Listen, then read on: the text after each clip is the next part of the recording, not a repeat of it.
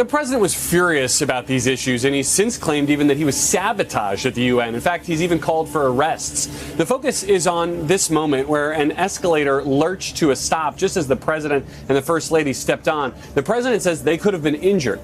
The UN says there was a U.S. delegation videographer at the top of that escalator who may have inadvertently triggered the safety which stopped it. They say there's nothing nefarious here. The escalator, which has been so pivotal in the rise. The escalator is his vehicle. It is his triumphant chariot as he comes down from what appeared to be a Barnes and Noble down towards what was the food court where he delivered his first message in 2016. But to have that chariot fail him at the UN and to have to go back to use it at its most primitive form, which is, of course, the stare.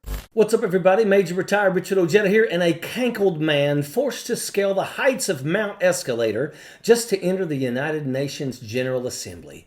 That's the image Jon Stewart handed us, and it might be the funniest, most devastating metaphor for Donald Trump's career that we've ever seen. And to blame the UN for subterfuge. And meanwhile, they're like, actually, I think you had like a camera dude who tripped up one of the things, and that it was a safety alarm, and it tripped it up, and that's why it stopped. But either way, why get in the way of a perfectly good conspiracy about the United Nations wanting to force a cankled man to scale the heights of Mount Escalator?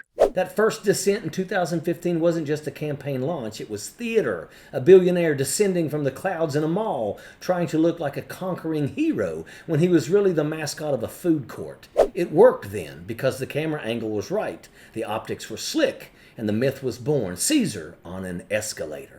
Fast forward to 2025 and the machine betrays him. No triumphant descent, no golden glow, just a cankled old man, ankles swollen, grunting his way up the very stairs he thought he'd conquered. Stewart dubbed it Mount Escalator, and suddenly the whole illusion collapsed. The escalator that made him a god now made him a clown. That's the power of ridicule. Trump can survive indictments, he can spin lawsuits, he can scream witch hunt into the cameras, but ridicule is kryptonite. You don't come back from being a punchline. A felon, he fundraised off of it. A dictator, he plays it as strong. But a man with cankles scaling Mount Escalator, that sticks. That's a meme.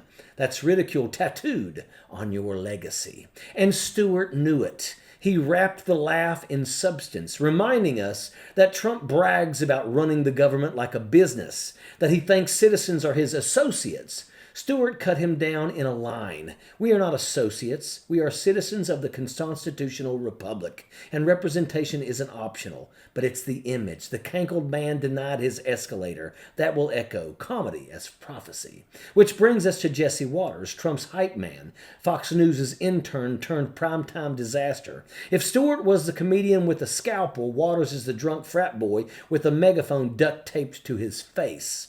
What's going on with the escalator? What do you think? Yeah, they sabotaged them. Yeah. And they could have hurt the first lady. Yeah. Trump would have fallen and he would have gotten back up. But, you know, they would have blamed it on his rhetoric. And then they sabotaged the teleprompter. Yeah. I mean, this is an insurrection. And what we need to do is either leave the UN or we need to bomb it. It is in New York, though, right? Yeah, there could be some fallout there. Yeah. All right.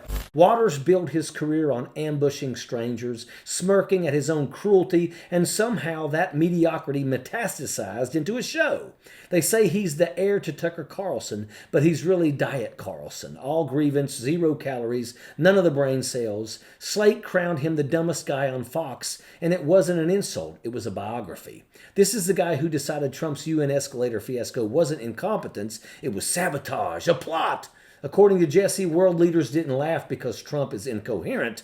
They laughed because some shadowy deep state cabal sabotaged his machinery. A man who can't organize his staff enough to find a working teleprompter has somehow been targeted by the Illuminati of escalator maintenance. It's laughable. It's like blaming the dog for eating your homework, except in Jesse's version, the dog also runs the United Nations cafeteria. And it gets worse. This is the same guy who floated bombing the UN like it was just another Tuesday talking point. Think about that. In what universe does a primetime host casually suggest blowing up the institution where every world leader gathers? That's not edgy, that's idiotic. That's not commentary. That's a man who lost an argument to his own reflection and decided the solution was airstrikes. Waters is the mean-spirited snort of conservative infotainment. He doesn't inform, he doesn't debate, he smirks, snorts, and regurgitates whatever Rupert Murdoch faxes to his dressing room. Watch him for 5 minutes and it feels like you're eavesdropping on a high school rumor mill in a midlife crisis suit. He is quite literally the hype man for a president who can't climb a staircase without divine assistance.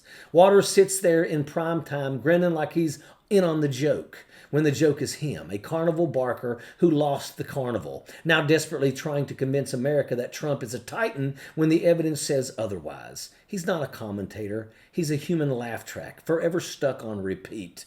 And then came the UN moment of truth. The gears on Trump's big debut jammed. No sabotage, no conspiracy, just a machine saying, nope, not today. The escalator that birthed his myth refused to carry his bulk. The symbolism couldn't be sharper if Shakespeare wrote it. Obama, escalator carried him pretty smooth. No hiccups, no grind, just glide. Trump, the gears screamed like a dying lawnmower. The metaphor wrote itself. Obama ascends. Trump jams the machinery.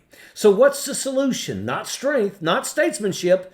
A stair lift, maybe. Picture it. Trump strapped into a beige padded chair, Melania beside him, stiff as a cold war lamp, staring into the middle distance like a spy on disguise. That's not leadership, that's slapstick. Strong men don't need excuses, frauds do. History won't remember Trump kindly. It'll remember the guy who bellyached about having to climb 6 steps. That's Trump's presidency in one image. A man who came down an escalator to launch his myth and will go up in a stair lift to bury it. A bloated gimmick who couldn't beat gravity. The gears quit. The myth crumbled. The world laughed. And no Jesse Waters conspiracy theory will ever erase that picture. And that is an absolute fact. Sappers clear the way, airborne all the way.